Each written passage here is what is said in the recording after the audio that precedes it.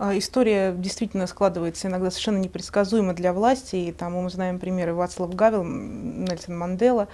Вы как-то проецируете подобные исторические примеры на ситуацию с Михаилом Ходорковским и общественным мнением? Безусловно, у России, которая является, как сегодня, авторитарной, тотально коррумпированной страной, которой правит корыстная и малоэффективная элита, у такой России нет будущего. Рано или поздно это осознает сначала крупные города, а потом осознает вся страна.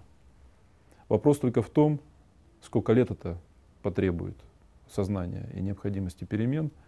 И второй вопрос, какую цену мы за это заплатим? Сколькими жизнями, сколько еще от нас уедет людей блестящих, сколько еще людей блестящих отсидят, сколько лет в тюрьмах, и насколько далеко будет отброшена Россия за эти годы осознания. И в каком ужасном состоянии она начнет новые перемены и новую перестройку. То есть мы должны осознать, что за сегодняшний режим мы платим очень дорогую цену. Поэтому чем быстрее будет осознана необходимость перемен, чем быстрее они произойдут, тем меньше ущерб мы понесем, и тем меньше мы будем мучиться, и тем проще нам будет вернуться в строй развитых нормальных стран, потому что иначе мы заплатим очень дорогую цену. Рано или поздно перемены будут. Я как историк знаю, что не существует обществ неподвижных. На самом деле даже самые неподвижные общества подвижны. Мы видели это, и даже сейчас в эти дни мы видим это на Кубе. Там происходят перемены, несмотря на диктатуру и власть, которая сосредоточена в руках фактически одной семьи, двух братьев Кастро. Мы действительно видели, как режим апартеида, который десятилетиями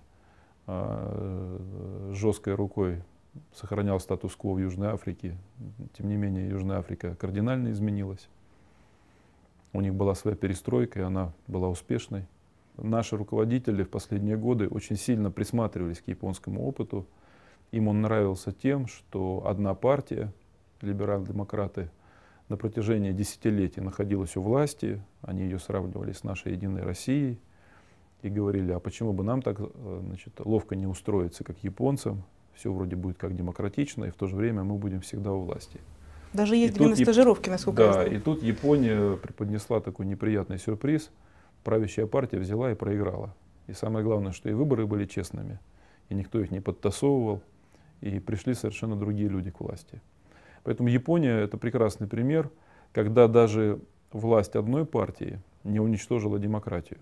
Потому что даже когда ЛДПЯ была у власти многие десятилетия, в Японии сохранялся независимый суд, в Японии сохранялась абсолютно неограниченная свобода слова, в Японии постоянно происходили коррупционные скандалы, и высокопоставленные чиновники, вплоть до министров, садились в тюрьму. Вот последний образец, на который мы ориентируемся, уже остался один — это Китай. Ну и Венесуэла, большой друг Венесуэлы. Ну, Венесуэла, там особо на нее не поориентируешься, потому что в Венесуэле более сильная оппозиция, чем в России. Там сохраняются выборы, и господство Чавеса далеко не гарантировано на ближайшие годы. Так что, похоже, у нас остался только один пример — это диктатура в Китае. Вот теперь там Единая Россия наша перенимает опыт. Если анализировать реальную ситуацию и реальные предпосылки, то как вы находите вектор изменений? Он все-таки откуда происходит? Это элита, это все-таки оппозиция, пусть и расколотая, да? Есть какая-то возможность объединения, возможно. Как вы видите эту ситуацию? Есть, на мой взгляд, по меньшей мере 3 социальные силы, которые недовольны тем, что происходит, и которые готовы потенциально, по крайней мере, требовать перемен. Первая сила — это либералы. Их не так много, но их и не так мало.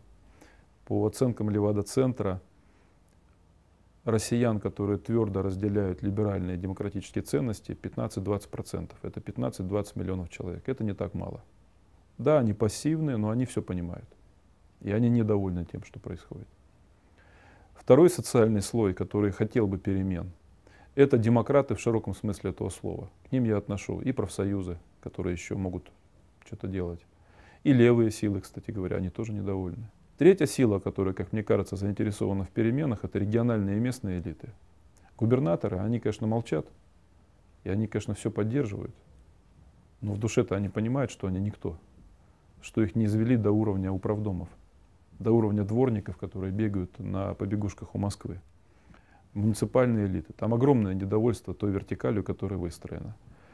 Поэтому если вот эти широкие демократические слои, либеральные слои, региональные и местные слои повысят свою активность и свой голос, то они могут стать импульсом к переменам в политической жизни России. Многие уже не верят в объективность суда. А можем ли мы рассчитывать здесь на непредсказуемость некую? Мой анализ показывает, что президент Медведев в значительной степени является декорацией. Практически все рычаги власти остаются в руках Путина, соответственно, в руках тех людей, которые инициировали разгром ЮКОСа и первое дело ЮКОСа. Шансов на оправдательный приговор, к сожалению, практически никаких. В силу того, что те же люди находятся у власти и преследуют те же самые интересы. Еще есть мнение, что процесс в Страсбурге сможет скорректировать эту ситуацию.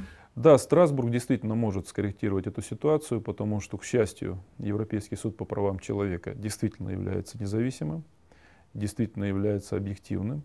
И там очень высока вероятность, что будет принято решение в пользу Михаила Ходорковского и Платона Лебедева.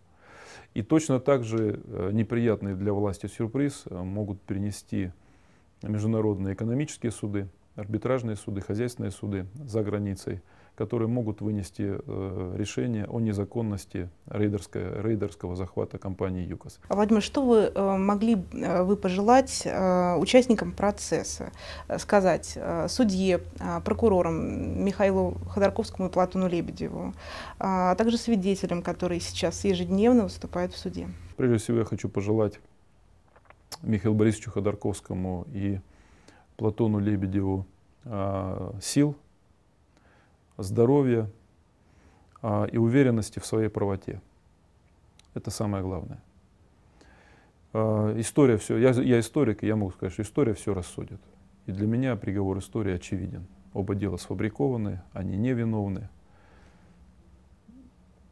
Разгром ЮКОСа был мотивирован частными интересами тех, кто находится у власти в России. И последствия его негативные для России. Они сказываются и будут дальше сказываться. Ну что сказать судье Данилкину? Он тоже должен понимать, что в случае неправедного решения он тоже останется в истории. Им станут пугать в будущем студентов первых курсов. Что вот помните, если будете плохо себя вести и выносить неправильные решения, то вы станете Данилкиными с маленькой буквы. Он должен это понимать. Что касается свидетелей, то же самое, все на их совести. Они должны быть честными. Вот. И всем нам я хочу пожелать надежды, что все-таки Россия не будет, как Советский Союз, гнить 70 лет. И сгниет в виде распада страны. Все-таки я надеюсь, что мы этот трагический опыт не повторим, и у нашего общества достанет сил вовремя переменить свою участь к лучшему.